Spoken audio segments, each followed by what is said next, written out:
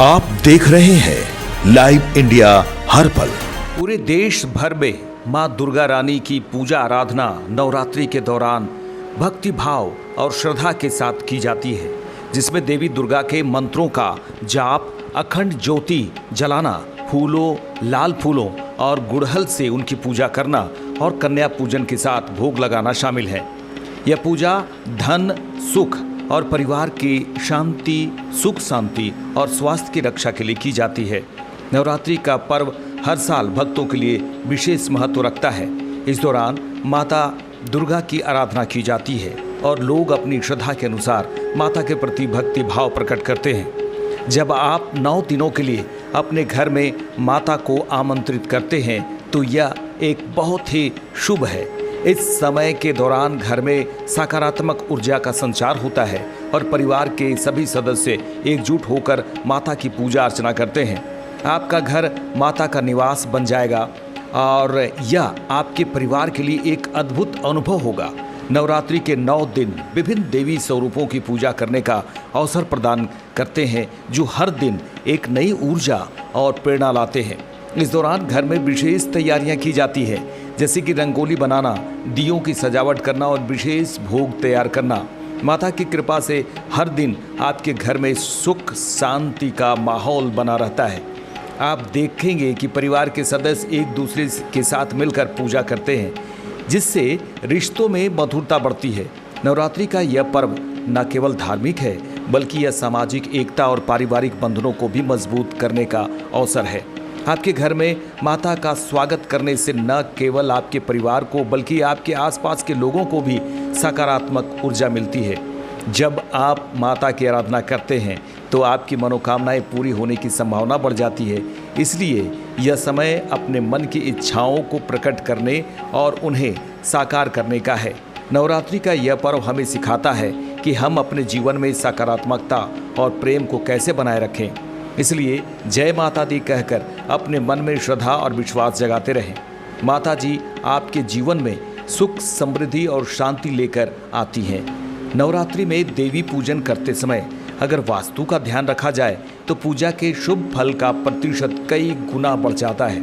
देवी पूजन में एक ओर जहां श्रद्धा का महत्व है तो वहीं दूसरी ओर ठीक ढंग से पूजन करना भी अनिवार्य है, क्योंकि सही ढंग से पूजन न करने पर आपके द्वारा की गई पूजा का फल क्षीण हो जाता है।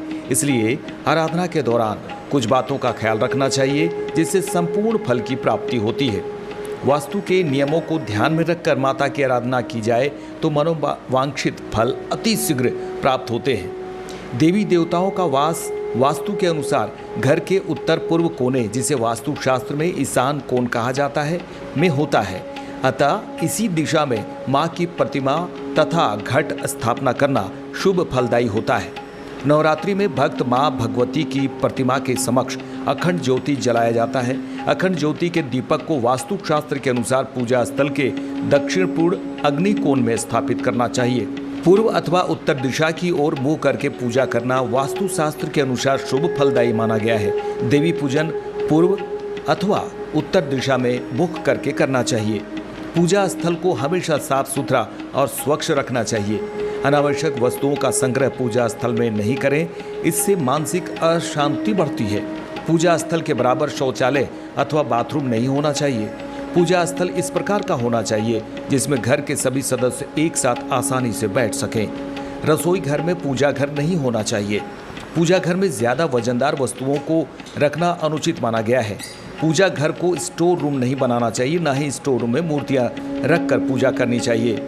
पूजा घर में झाड़ू, पोंछा इत्यादि सामान भी नहीं रखने चाहिए। समय समय पर नमक का पानी मिला पोंछा लगाना चाहिए। माँ दुर्गा की मूर्ति अथवा तस्वीर को साफ सुथरा स्वच्छ रखना चाहिए। नित्य गुगुल की धूप और लाल गुड़हल के फूलों की माला माँ को अर्पण करने से मनोवांछित फल प्राप्त होते हैं। माँ को चढ़ाने वाले फूल ताजे और सुगंधित होने चाहिए। कटे फटे या किसी भी प्रकार से दूषित पुष्प देवी को नहीं चढ़ाने चाहिए। माँ दुर्गा की पूजा गीले अथवा फटे पुराने वस्त्र पहनकर नहीं करनी चाहिए। सूखे साफ सुथरे वस्त्र पहनकर ही देवी आराधना की जाती है। नवरात्रा में दुर्गा सप्तशती का पाठ अथवा अनुष्ठान के बीच में पुरुषों को बाल और नाखून काटना और दाढ़ी बनवाने से परहेज करना चाहिए।